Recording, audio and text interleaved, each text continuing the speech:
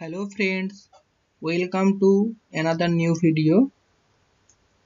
এই ভিডিওতে আমরা জানবো কি যে পরিবেশ সম্পর্কে জানবো যে পরিবেশ কাকে বলে, পরিবেশের প্রকারভেদ, পরিবেশের উপাদান এইসব সম্পর্কে আমরা জানবো।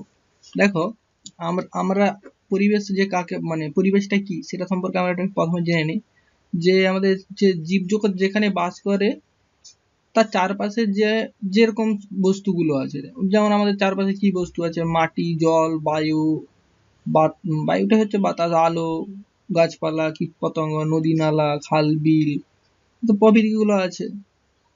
এগুলো এগুলো কি হচ্ছে যে এগুলোই হচ্ছে আমাদের যে পারিপার্শ্বিক যে জিনিসগুলো আছে সেগুলো নিয়ে আমাদের পরিবেশ গঠিত হয়। এবার এই পরিবেশ যে গঠিত হয় এদের মধ্যে আবার কারো আছে প্রাণ আছে, আবার কারো হচ্ছে প্রাণ নেই। মানে আমাদের এই যে পরিবেশ যে জিনিসগুলো নিয়ে গঠিত হচ্ছে, এই যে এই যে পরিবেশ যে জিনিসগুলো নিয়ে গঠিত হচ্ছে সেগুলোর মধ্যে কি পেলাম আমরা, মাটি, জল, বায়ু, আলো, কীটপতঙ্গ, গাছপালা, এগুলো সব পেলাম। এদের মধ্যে কি হচ্ছে দেখো, এদের মধ্যে কারো প্রাণ আছে আবার কারো হচ্ছে প্রাণ নেই। যাদের প্রাণ আছে তাদের দিকে আমরা কি বলবো, যেসব জিনিসগুলোর এই যে আমরা যেখানে পড়লাম যে জল, মাটি, গাছপালা, কীটপতঙ্গ, যাদের প্রাণ আছে তার দিকে আমরা বলবো কি, এদের মধ্যে থেকে সজীব বস্তু বলবো। আর যাদের প্রাণ নেই তাদেরকে আমরা জড় বস্তু বলবো। তাহলে এখানে কি হচ্ছে, আমাদের জড় বস্তুর মধ্যে কি গুলো পড়তেছে, আমাদের মাটি, জল, বায়ু, আলো, এগুলো সব পড়তেছে। আর আমাদের যে সজীব বস্তুর মধ্যে কি পড়ছে, গাছপালা, কীটপতঙ্গ, পাখি, জীবজন্তু ইত্যাদি গুলা পড়তেছে। তাহলে আমরা পরিবেশ বলতে কি বুঝাচ্ছি, বুঝতে পারতেছি যে কোনো স্থানে, মানে আমরা যদি আমরা একটা বাড়িতে, বাড়িতে নয়, আমরা যদি বাইরে থাকি, বাইরে বলতে ধরো একটা পুকুরের সাইডে দাঁড়িয়ে আছি, তার সাইডে যেসব জিনিসগুলো আছে সেইগুলো নিয়েই তারা সেটা পরিবেশ। আমরা যেখানে থাকবো সেইটা মানে তার পারিপার্শ্বিক যে জিনিসগুলো থাকবে সেইটা নিয়েই পরিবেশ গঠিত হয়। মানে কোনো স্থানে জীব ও জড় বস্তুর সমন্বয়ে পারিপার্শ্বিক অবস্থাকে আমরা কি বলে থাকি, জীবের পরিবেশ বলে থাকি। তাহলে আমরা যদি ভালোভাবে বলতে পারি, মানে পরিবেশ যে কি বা কাকে বলে সংজ্ঞাটা যদি আমরা বলি, তাহলে সেটা আমরা কিভাবে বলবো, পরিবেশের সংজ্ঞা, যে উদ্ভিদ, প্রাণী, মানুষের সুস্থ ও স্বাভাবিকভাবে বেঁচে থাকার জন্য যে পারিপার্শ্বিক অবস্থার দরকার হয় তাকেই আমরা পরিবেশ বলবো।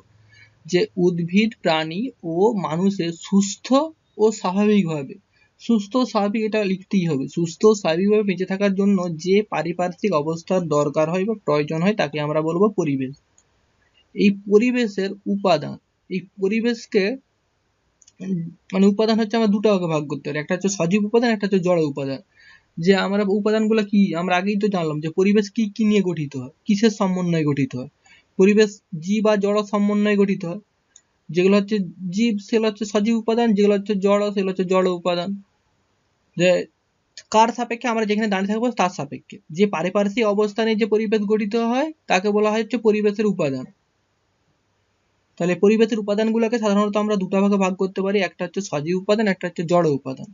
এই সজীব উপাদানের মধ্যে আবার কি পড়তেছে, সজীব উপাদানের মধ্যে পড়তেছে আমাদের যে গাছপালা, জীবজন্তু, মানুষ, জন্তু, মানুষ, পশু পাখি, এগুলো সব পড়তেছে।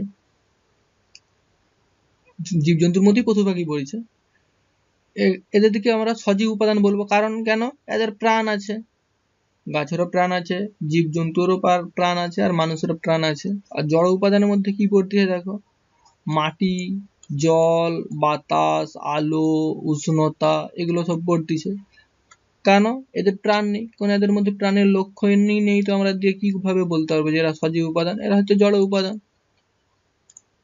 তাহলে কি হচ্ছে, আমরা পরিবেশের যে উপাদানগুলো সেগুলোকে আমরা দুটো ভাগে ভাগ করতে পারি, একটা হচ্ছে সজীব উপাদান, একটা হচ্ছে জড় উপাদান।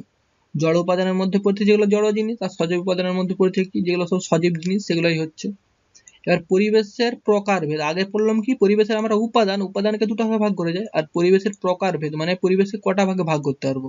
পরিবেশের প্রকারভেদ, এটাকে আমরা পরিবেশের প্রকারভেদ সাধারণত আমরা দুটো ভাগে ভাগ করে থাকি, একটা হচ্ছে প্রাকৃতিক পরিবেশ, আর একটা হচ্ছে সামাজিক পরিবেশ। প্রাকৃতিক পরিবেশটা কি, যে আমার চারপাশে কি তোমাদের চারপাশে যেসব জিনিসগুলো থাকবে, জীব ও জড় সমন্বয়ে মানে জড় উপাদানের সমষ্টিকে আমরা একসঙ্গে বলবো কি প্রাকৃতিক পরিবেশ। আর সামাজিক পরিবেশ কি হচ্ছে, যেগুলো মানুষ সৃষ্টি করবে। তাহলে প্রথমে আমরা প্রাকৃতিক পরিবেশ সেটা সম্পর্কে জেনে নিই, যে পৃথিবীর সকল জীব ও জড় উপাদানের সমষ্টিকে, পৃথিবীর জীব ও জড় উপাদানের সমষ্টিকে আমরা কি বলবো, প্রাকৃতিক পরিবেশ।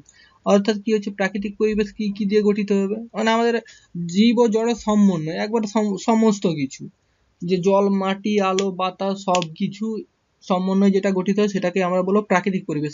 কারণ কি এটাকে প্রাকৃতিক পরিবেশ বলার, কারণ এই উপাদানগুলো প্রকৃতি নিজেই তৈরি করে আবার নিজেই ধ্বংস করে দেয়। যেমন আমাদেরকে জন্মছি, আমাদেরকে মৃত্যুবরণ করতেই হবে, সেরকম সেটা হচ্ছে প্রাকৃতিক একটা পরিবেশের নিয়ম। আর হচ্ছে সামাজিক পরিবেশ কি, যেগুলো মানুষের সৃষ্টি করবে, কৃত্রিম ভাবে হবে। যেমন কি হচ্ছে, মানুষের রাজনীতি আচার ব্যবহার অর্থনীতি শিক্ষানীতি ইত্যাদি সমন্বয়ে যে পরিবেশ গঠিত হয়, সোসাইটি যেমন গঠিত হয়, সেটাকে হচ্ছে আমাদের সামাজিক পরিবেশ বলবো।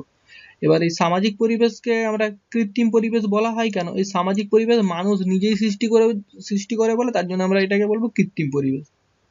তাহলে আমরা এই ভিডিওতে কি আলোচনা করলাম, যে পরিবেশের সংজ্ঞা, যে উদ্ভিদ প্রাণী ও মানুষ সুস্থ স্থায়ীভাবে বেঁচে থাকার জন্য যে পারিপার্শ্বিক অবস্থার প্রয়োজন হয়, পারিপার্শ্বিক অবস্থাটা কি, জল মাটি আলো বাতাস জীবজন্তু প্রভৃতির সমন্বয়ে যেটা গঠিত হয় তাকে আমরা বলবো মানে সেটা হচ্ছে পারিপার্শ্বিক অবস্থা, আর সেইটাকে বলবো আমরা কি, পরিবেশ।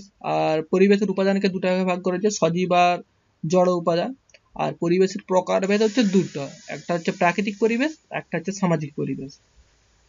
তাহলে বন্ধুরা, তোমার যদি ভিডিওটি ভালো লেগে থাকে তাহলে অবশ্যই আমাদের চ্যানেলটা সাবস্ক্রাইব করবে এবং পাশে থাকা বেল আইকনটি প্রেস করে রাখবে এবং ভিডিওটিকে শেয়ার করবে। তাহলে দেখা হচ্ছে আগামী ভিডিওতে।